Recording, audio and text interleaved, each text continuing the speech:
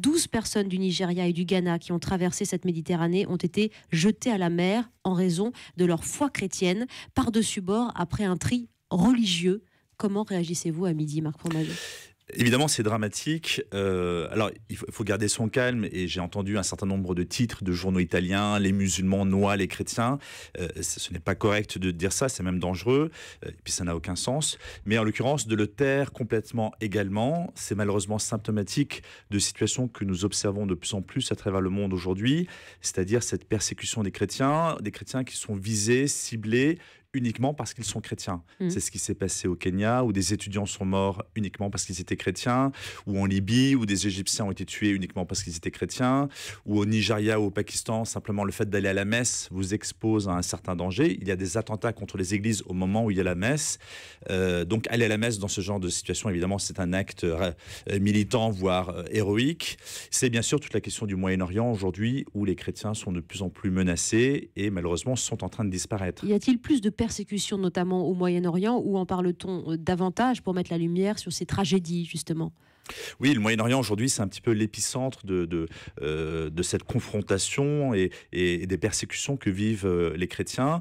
Chrétiens qui, je le rappelle, étaient les premiers autochtones de ces régions, bien avant l'arrivée de l'islam, et qui malheureusement sont obligés de plus en plus de fuir, et ce qui explique la disparition de leur nombre. Alors, il y a d'autres régions du monde aussi, on vient d'en citer quelques-uns, le Kenya, le Nigeria, le Pakistan. Vous avez également des persécutions contre les chrétiens pour d'autres raisons, des raisons politiques notamment, un certain nombre de pays où le fait d'être chrétien peut singulièrement vous compliquer la vie. Par exemple, la Corée du Nord ? La Corée du Nord, la Chine, le Vietnam, des pays à régime unique, souvent des partis communistes qui n'apprécient pas la possibilité d'en référer à une autre instance qui est Dieu pour le coup. Et vous avez également une montée du fondamentalisme religieux également en Inde, par exemple. On est de plus en plus inquiet de la situation là-bas, alors que les chrétiens, ils sont une toute petite minorité. On va revenir sur cette carte des persécutions, Marc Fromageau, mais d'après ce qu'on entend, d'après vos propos, il n'y a guère qu'en Occident aujourd'hui où les chrétiens sont en sécurité. Alors, ils sont en sécurité dans un certain nombre de pays. Il y a des pays en Afrique où aujourd'hui le christianisme se développe de manière assez importante.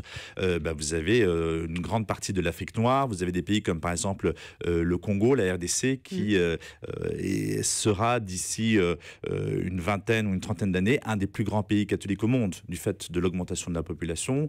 Vous avez également le Nigeria qui est un très grand pays à moitié chrétien où le nombre de chrétiens augmente. Nous avons beaucoup de réactions sur le sujet, notamment Arnaud sur Twitter qui nous dit qu'il n'arrive pas à comprendre comment des hommes qui fuient une haine peuvent venir en importer une autre. Il réagit évidemment à ce drame du jour qu'on a appris ce matin en Sicile, des immigrés de confession musulmane qui ont été arrêtés parce qu'ils ont jeté par-dessus bord, par-dessus ces embarcations, des hommes et des femmes parce qu'ils étaient chrétiens.